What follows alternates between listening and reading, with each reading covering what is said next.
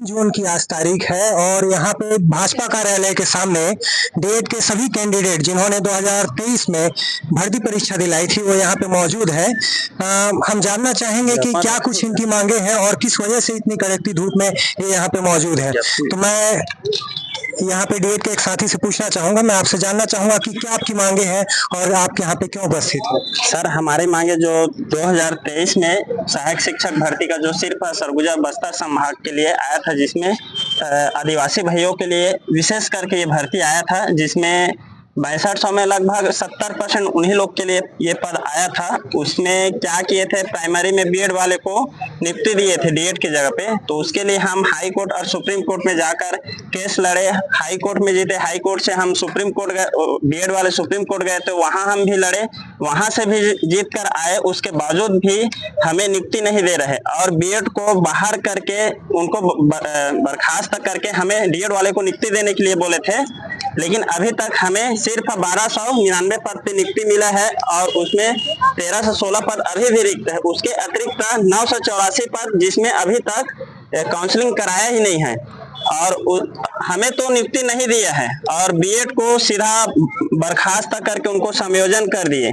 सीधा सीधा ये सरकार हाई कोर्ट सुप्रीम कोर्ट का आदेश का अवहेलना कर रहे हैं और सीधा चैलेंज कर रहे हैं हाई कोर्ट सुप्रीम कोर्ट को। हम आपके कहना नहीं मानेंगे, जो नियुक्ति नहीं देंगे, आपका नियुक्ति रोक कर रखेंगे और बीएड वाले को सीधा उसका अवहेलना करते हुए उनको समायोजन कर दिए। हमें उनके समायोजन से कोई दिक्कत नहीं है, लेकिन हमें 2615 पद पे हमें नियुक्ति चाहिए। तो शासन से, सरकार से हम निवेदन करना चाहते हैं कि वो हमारा जो बचा हुआ 1316 पद और 984 पद पे हमें जल्द से जल्द छठवां चरण का काउंसलिंग करके हमें नियुक्ति दे। विभाग बोलता है कि मतलब कट ऑफ रैंक मतलब बहुत नीचे चला गया है। तो मैं बताना चाहता हूं, जब व्यापम फॉर्म फिलअप कराया था 2023 भर्ती में किसी प्रकार की योग्यता नहीं मांगे थे। योग्यता नहीं मांगने की वजह से जो 12वीं पास है, डीएड पास है, जिसके पास स्टेट क्वालिफाई योग्यता नहीं है, उन लोग भी फॉर्म एग्जाम दिलाए थे और उस समय व्यापम द्वारा किसी प्रकार से राशि नहीं ले रहा था फॉर्म भरने का। और तो जितने पीएससी यूपीएससी का तैयारी कर रहे हैं उन लोग भी एग्जाम में बैठे थे, अच्छा नंबर लाकर रैंक ले आए थे। अब जब ज्वाइनिंग का टाइम आया तो जिसके पास योग्यता नहीं है तो वो नियुक्ति लेने तो नहीं जाएंगे, वो सीधा अपात्र है, उसके पास किसी प्रकार के सर्टिफिकेट नहीं है, तो उन लोग नहीं गए, अनुपस्थित हुए जो अपात्र थे।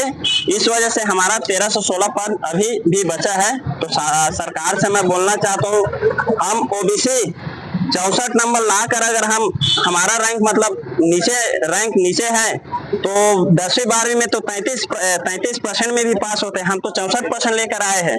तो किस आधार पे मतलब कट ऑफ रैंक नीचे का लगा है। 2019 भर्ती में 7 काउंसलिंग हुआ था जिसमें हम टेट क्वालिफाई करके आते हैं, तो इसमें तो कट ऑफ वाली बात नहीं है। अदर स्टेट में जैसे स्पष्ट आदेश रहता है कि इतने कट ऑफ वाले को उठाएंगे बोल के, हमारे भर्ती में किसी प्रकार का वैसा निर्देश नहीं है। हम टेट क्वालिफाई करके आए हैं तो कट ऑफ वाली इसमें तो बात ही नहीं है। जितने पद हमें हाई कोर्ट सुप्रीम कोर्ट से नियुक्ति के लिए मिले हैं, शासन से मैं निवेदन करना चाहता हूं, हमारे पास समय नहीं है, 1 जुलाई 2025 समाप्त हो जाएगा। तो आप हमें जल्द से जल्द छठवां चरण का काउंसलिंग करते हुए 984 प्लस 1316 पद पे नियुक्ति देने की कृपा करें। जी बिल्कुल, 1 महीने की इनकी वैलिडिटी बची है। 1 जुलाई को ये भर्ती परीक्षा की वैलिडिटी समाप्त हो जाएगी।